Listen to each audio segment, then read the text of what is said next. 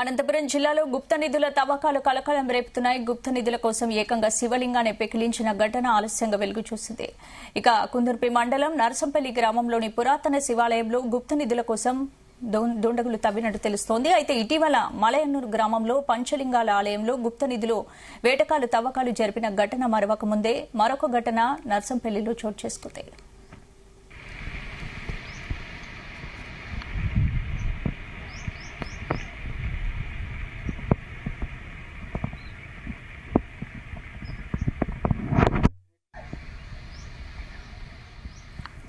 గతంలో ఈ ఆలయంలో ప్రతిరోజు ధూపదీప నైవేద్యాలు జరుగుతూ ఉండేవి. కాలక్రమేణా ఈ ఆలయం పాడుపడడంతో ఇదే అదునుగా చూసుకుని గుప్త నిధులు వేటగాళ్లు తవ్వకాలు జరిపారు. ఇక కుందుర్పి మండల వ్యాప్తంగా పురాతన ఆలయాలు ఎక్కువగా ఉండడంతో గుప్త నిధుల తవ్వకాలు తరచూ ఇక్కడ జరుగుతున్నాయి. ఇలాంటి ఘటనలు పునరావృతం కాకుండా సంబంధిత అధికారులు గట్టి చర్యలు తీసుకోవాలని స్థానికులు కోరుతున్నారు. అనంతపురం జిల్లాలోనే కుందుర్పి మండలం ప్రాచీన ఆలయాలకు నిలువుగా మారింది.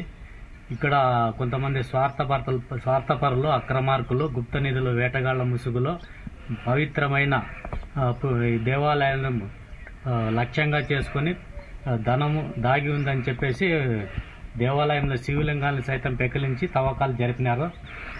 ఇది ఇటీవలే మలయనూరు గ్రామ పంచాయతీలో దేవాలయాన్ని కూడా పెకిలించినారు. ఇది కూడా ఆలయం లోపల మరియు బయట కూడా తవ్వకాలు చేపట్టినారు. కానీ సంబంధిత అధికారులు మాత్రం ఎవరు కూడా పట్టించుకునే వాళ్ళే కరువైపోయినారు.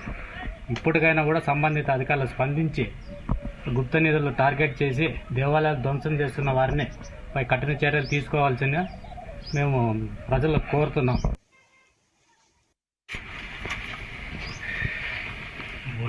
ఇది సమయం